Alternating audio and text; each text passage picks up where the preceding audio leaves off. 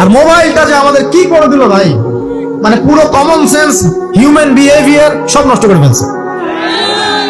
বসে আছেন চুপচাপ, মানে এমন হয় ফোনটা বের করছে, এমন অস্ত্র বের করছে, ফোন বের করে খাটাস করে মুখের সামনে ফোন। অনুমতিরও প্রয়োজন নাই যে ভাই একটা ছবি কি নিব, পারমিশনেরও দরকার নেই। মানে ম্যানার্স কমন সেন্স নষ্ট করে ফেলছে। আগে মুসলিমদের সাথে দুইটা জিনিস থাকতো। যখন মুসলিমরা সারা বিশ্বকে নেতৃত্ব দিয়েছে, তখন ডান দিকে একটা বড় তরোয়াল থাকতো আর বাম দিকে একটা ছোট খঞ্জর থাকতো, জানেন? এই মোগল আমলেও দেখবেন, নবাব সিরাজউদ্দৌলাদের আমলেও দেখবেন, ডান পাশে একটা বড় সৌট থাকতো আর বাম পাশে থাকতো একটা ছোট খঞ্জর। ওই দুইটা জায়গায় এখন স্থান নিয়েছে। ডান পকেটে একটা বড় স্মার্টফোন আর বাম পকেটে ছোট একটা আবার কথা বলা ফোন। মানসিক ভাবে আমরা সুস্থ নেই এখন। আল্লাহ পাক আমাদেরকে বোঝার তৌফিক দেখ।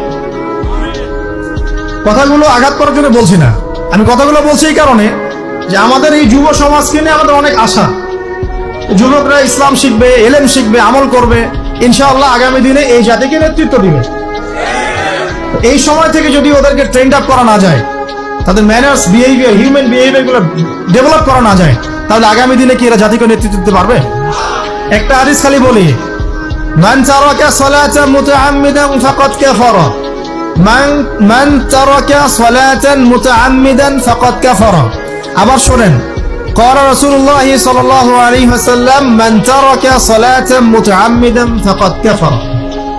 আর মুয়াজ বিন জাবাল রাদিয়াল্লাহু আনহু কে নবীজি বলেছেন, মান তারাকা সালাতা মুতাআম্মিদান ফাকাদ বারিয়াত মিন জিম্মাতিল্লাহ। যে ব্যক্তি নিজের উপর ফরজ নামাজ ছেড়ে দিল, সে কুফরি করলো, সে কুফরি করলো, সে কুফরি করলো। মুয়াজ বিন জাবালকে নবী সাল্লাল্লাহু আলাইহি ওয়াসাল্লাম বলছেন, যে ব্যক্তি ফরজ নামাজ ইচ্ছা করে ছেড়ে দিল, সে ব্যক্তি আল্লাহর জিম্মা থেকে মুক্ত হয়ে গেল। নামাজ ছাড়বেন প্রিয় ভাই, 5 ওয়াক্ত নামাজ জামাতের সাথে ইনশাআল্লাহ। আল্লাহ আমাকে তৌফিক দেখ, আপনাদের সবাইকে তৌফিক দান করুন, আমিন। জামাত যদি না পান, একা পড়ে নেবেন, ঠিক আছে? যদি ঘুমিয়ে থাকেন, ঘুম থেকে উঠে পড়বেন। ভুলে গেছেন, যখন মনে হবে তখন করবেন। ওযু করার পানি নাই, কি করবেন?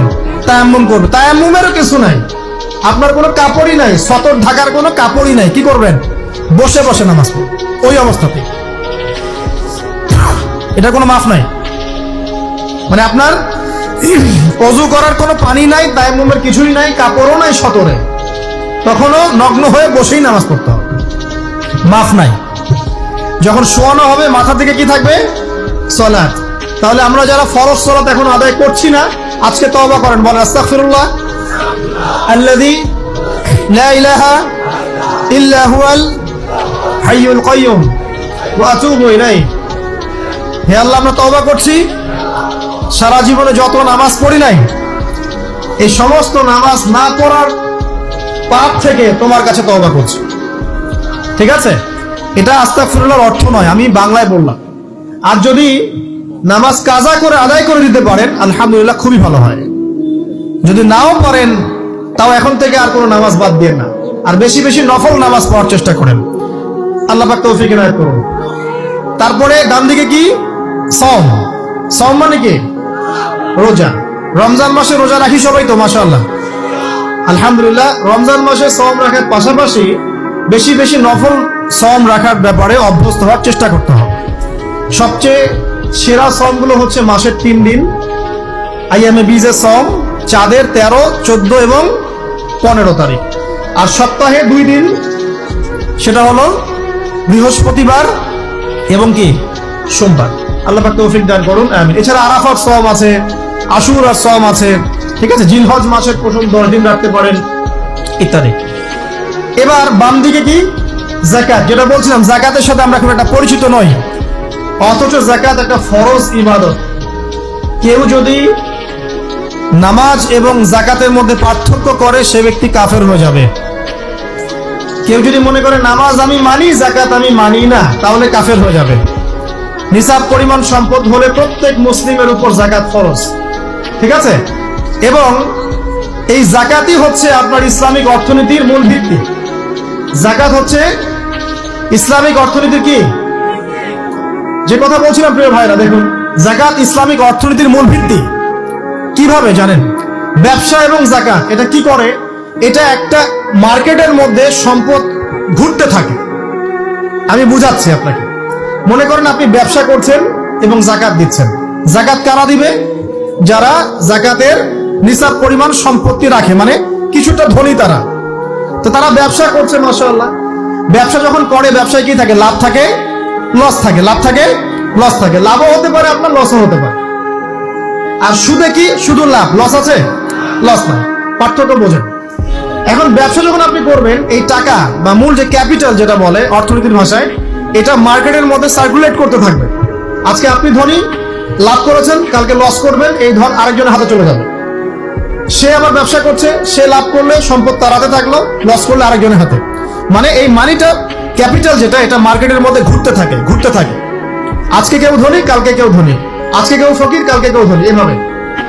এখানে আল্লাহ পাক যাকে ইচ্ছা হয় ধন দেন, যাকে ইচ্ছা হয় দরিদ্র করেন। এটা আল্লাহ পাক নিয়ন্ত্রণ করেন। আবার এর মধ্যে যারা ধনী হবে তারা আবার জাকাত দিবে। কাকে জাকাত দিবে? যে গরিব তাকে। এই কারণে অর্থনৈতিক সাম্য থাকবে এবং টাকা, ক্যাপিটাল মার্কেটে সার্কুলেট করতে থাকবে। এটা হচ্ছে ইসলামিক ইকোনমিক্স। বুঝতে পারছি না মনে হয়? আর রিবায় কি হবে? রিবায় কোনো লসের চান্স নাই। মানে এখানে ধনী আরো ধনী হতে থাকবে, গরিব আরো গরিব হতে থাকবে, প্লাস জাকাতও দিবে না। তখন সমাজের একটা অংশ অনেক ধনী হবে, আরেকটা অংশ একদম মাটিতে পড়ে যাবে, কোনো ব্যালেন্স হবে না। এই কারণে বিশ্বের একটা অংশ, ওই বিশ্বের একটা বড় অংশ যারা সুদখোর, যেখান থেকে সুদ এসেছে, ওইটা আস্তে আস্তে ধনী হয়ে গেছে এবং বিশ্বের বহু কান্ট্রি আস্তে আস্তে দারিদ্র সীমার নিচে চলে আসছে। এটা শুধু ব্যক্তির ক্ষেত্রেই নয়, সমাজের ক্ষেত্রেই নয়, পুরো বিশ্বেটা হচ্ছে।